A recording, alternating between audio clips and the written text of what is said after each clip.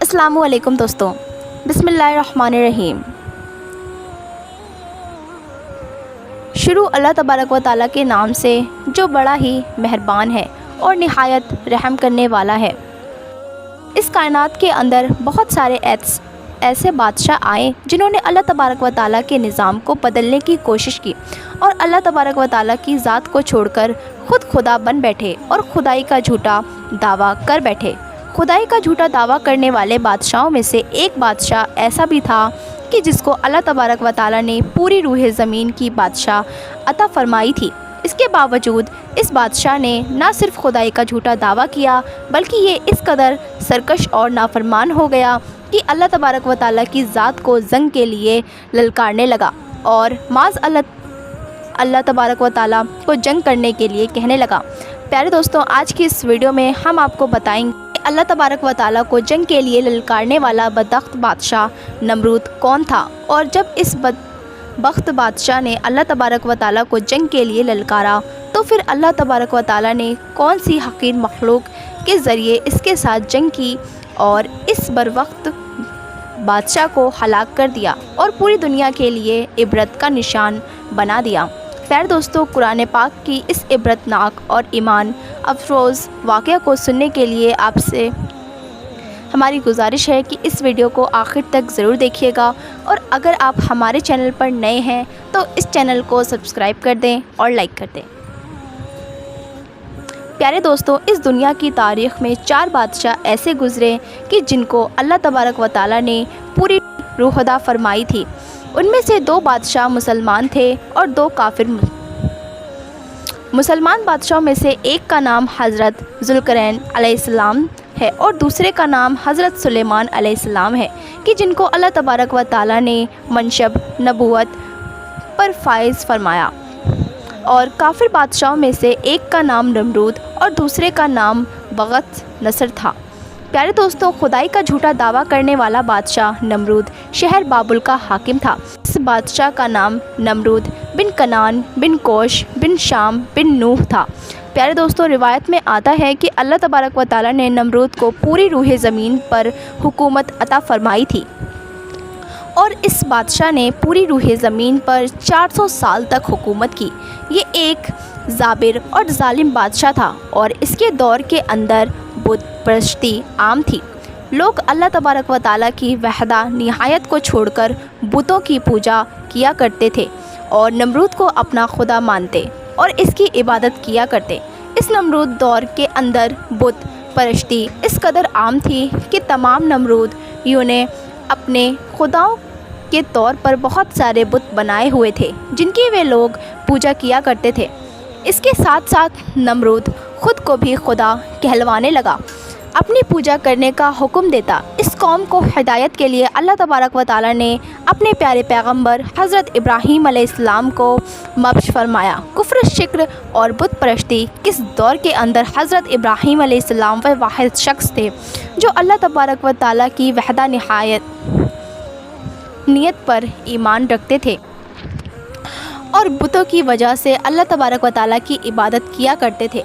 حضرت ابراہیم علیہ السلام نے جب اس قوم کو اللہ تبارک و تعالیٰ کی ذات کو چھوڑ کر بتوں کی پوجا کرتے ہوئے دیکھا تو حضرت ابراہیم علیہ السلام نے اس قوم کو ہدایت کی طرف بلایا اور بتوں کی پوجا کرنے کی وجہ سے اللہ تبارک و تعالیٰ کی عبادت کرنے کا حکم دیا۔ حضرت ابراہیم علیہ السلام نے اپنی قوم سے فرمایا کہ اللہ تبارک و تعالیٰ کی ذات ایک ہے اور ہمیں اسی کی عبادت کرنی چاہیے، لیکن یہ نمرود قوم اپنے کفر اور شرک سے باز نہ آیا اور اسی طرح بتوں کی پوجا کرتے رہے۔ ایک دن حضرت ابراہیم علیہ السلام نے اس قوم کے جھوٹے خداؤں کو اس قوم کے سامنے جھوٹا ثابت کرنے کا ارادہ کیا۔ حضرت ابراہیم علیہ السلام اس مکان پر تشریف لے گئے جہاں ان کے وہ تمام بتیں پڑے ہوئے تھے کہ جن کی وہ لوگ پوجا کیا کرتے تھے۔ حضرت ابراہیم علیہ السلام نے جب اس قوم کے بت خانے میں پہنچے تو وہاں ان کے تمام بڑے بڑے بت پڑے ہوئے تھے۔ حضرت ابراہیم علیہ السلام نے ان کے تمام بتوں کو توڑ دیا اور تمام بتوں کو توڑنے کا الزام ان کے بڑے بت پر لگا دیا۔ اس کے بعد جب تمام نمرود اپنے بت خانے میں واپس آئے تو انہوں نے اپنے بتوں کو ٹوٹا ہوا دیکھا नमरूद कौम इस बात को अच्छी तरह से जानता था कि हमारे अंदर सिर्फ हज़रत इब्राहीम अलैहिस्सलाम ही वे वाहिद शख्स हैं जो बुतों के ख़िलाफ़ बातें करते हैं और बुतों की वजह से अल्लाह तबारक व तआला की इबादत करने का हुक्म देते हैं। लिहाजा जब नमरूदियों ने अपने खुदा को टूटा हुआ देखा तो वे समझ गए कि ये काम हज़रत इब्राहीम अलैहिस्सलाम का है। चुनाचे तमाम नमरूदियों ने हज़रत इब्राहीम अलैहिस्सलाम से बदला लेने के लिए हज़रत इब्राहीम अलैहिस्सलाम को कत्ल करने का मंसूबा बना लिया। चुनाचे तमाम नमरूद के दरबार में हाज़िर हुए और नमरूद को सारा वाक़या सुनाया और नमरूद से हज़रत इब्राहीम अलैहिस्सलाम को सज़ा देने को कहा। इस तरह नमरूद ने जब ये बात सुनी तो वे आग बबूला हो गया और उसने एक मकाम पर आग जलाने का हुक्म दिया। नमरूद ने यह हुक्म जारी किया कि एक वसी मैदान के अंदर आग जलाई जाए और उसके अंदर हज़रत इब्राहीम अलैहिस्सलाम को डाल दिया जाए। चुनाचे नमरूद के हुक्म के मुताबिक ऐसा ही किया गया। दूर दराज से बहुत सारी लकड़ियों को इकट्ठा किया गया और एक वसी मैदान के अंदर जमा किया गया और उनके अंदर आग जला दी। हज़रत इब्राहीम अलैहिस्सलाम को सज़ा देने के लिए जो आग जलाई गई थी वे इस कदर ज़्यादा थी कि उसके शल्ले आसमानों को छू रही थी। प्यारे दोस्तों, जब नमरूद के हुक्म के मुताबिक एक वसी मैदान के अंदर आग जला दिया गया तो उसके बाद हज़रत इब्राहीम अलैहिस्सलाम को उस आग के अंदर डाल दिया गया। जैसे ही हज़रत इब्राहीम अलैहिस्सलाम उस आग के अंदर तशरीफ़ ले गए तो अल्लाह तबारक व तआला ने फ़ौरन आग को हुक्म दिया कि ए आग, तो हज़रत इब्राहीम अलैहिस्सलाम पर ठंडी और सलामती वाली हो जा। तो वे आग अल्लाह तबारक व तआला के हुक्म के मुताबिक हज़रत इब्राहीम अलैहिस्सलाम पर ठंडी और सलामती वाली हो गई। हज़रत इब्राहीम अलैहिस्सलाम इरशाद फरमाते हैं कि मैं जितने दिन आग में रहा उतने दिन में अल्लाह तबारक व तआला के ख़ास फ़ज़ल और रहमत में था और जो सुकून अल्लाह तबारक व तआला की तरफ से मुझे आग के अंदर अता किया गया वे इससे पहले कभी भी ना था। प्यारे दोस्तों, कुछ दिनों के बाद हज़रत इब्राहीम अलैहिस्सलाम उस आग से ज़िंदा बाहर तशरीफ़ ले आए। ये मंज़र देखकर तमाम नमरूद हैरान रह गए, लेकिन इसके नमरूद और नमरूद कौम अल्लाह तबारक व तआला के वहदा निहायत पर ईमान न लाई और उसी तरह अपनी बुत परस्ती के अंदर मुब्तला रही। लेकिन इसके बावजूद हज़रत इब्राहीम अलैहिस्सलाम ने अपने अहद से पीछे न हटे और मुसलसल अपनी कम को हक़ की इबादत देते रहे। हज़रत इब्राहीम अलैहिस्सलाम ने नमरूद को 12 दफ़ा समझाया और अपने कुफ्र और शिर्क से बाज आने और अल्लाह तबारक व तआला की वहदा निहायत पर ईमान लाने को कहा। हज़रत इब्राहीम अलैहिस्सलाम की ये बात सुनकर नमरूद अल्लाह तबारक व तआला की वहदा निहायत का इनकार करने लगा और हज़रत इब्राहीम अलैहिस्सलाम से मुंजरा करने लगा और हज़रत इब्राहीम अलैहिस्सलाम के सामने नमरूद ने खुदाई का दावा किया। नमरूद ने हज़रत इब्राहीम अलैहिस्सलाम से मुनाजरा करते हुए ये सवाल किया कि तेरा रब कौन है? तो हज़रत इब्राहीम अलैहिस्सलाम ने फरमाया, मेरा रब वे है जो ज़िंदगी और मौत देता है। ये बात सुनकर नमरूद मुस्कुराने लगा और हज़रत इब्राहीम अलैहिस्सलाम से कहने लगा कि ये तो मैं भी कर सकता हूँ। चुनाचे नमरूद के तलब के साथ 2 कैदियों को बुलाया गया जिनको सज़ाए मौत हो चुकी थी।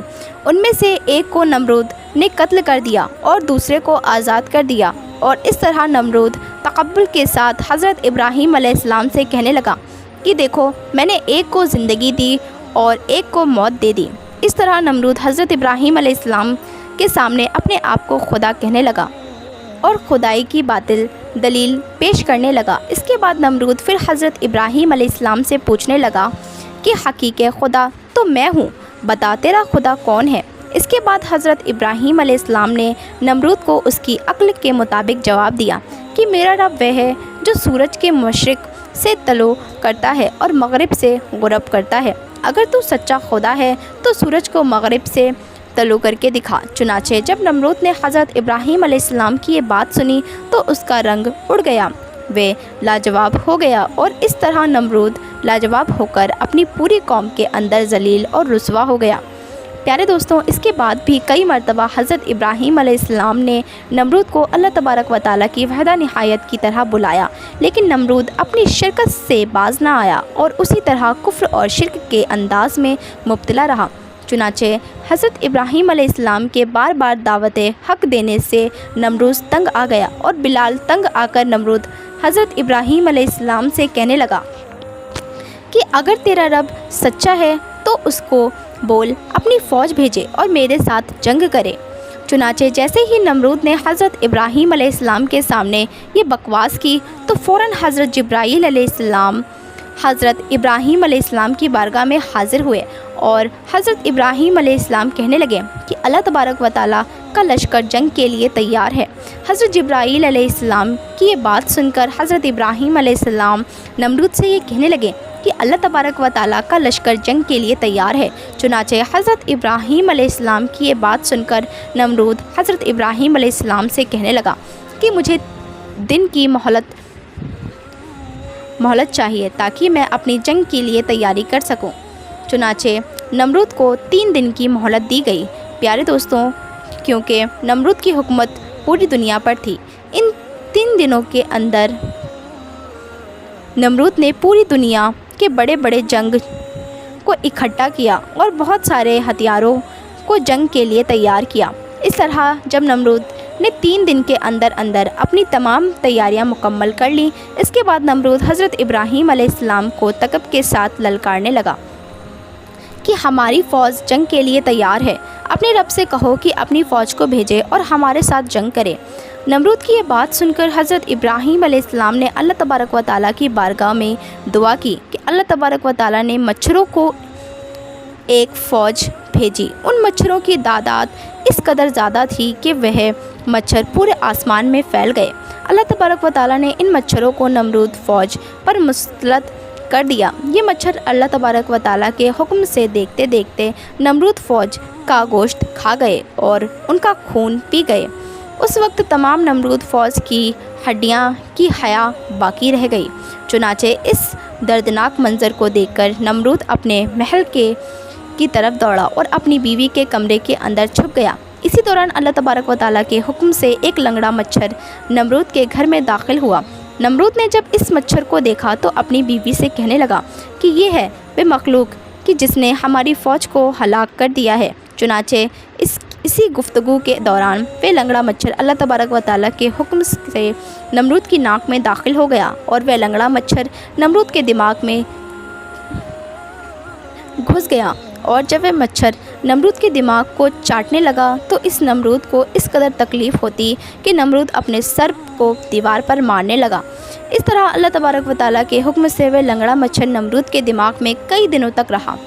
اس وقت نمرود نے اپنے محل کے اندر یہ حکم جاری کیا تھا کہ جو بھی میرے محل کے اندر داخل ہو وہ پہلے نمرود کے سر پر جوتے مارے۔ اس طرح جوتے مارنے کے بعد نمرود کو کچھ دیر کے لیے آرام محسوس ہوتا، لیکن کچھ دیر بعد پھر درد محسوس ہونے لگتا۔ اس طرح اللہ تبارک و تعالیٰ نے نمرود کو ایک حقیر اور لنگڑے مچھر کے ذریعے سزا دی۔ اگر آپ کو ہمارا ویڈیو اچھا لگا ہو تو ہمارا چینل سبسکرائب کریں اور لائک کریں۔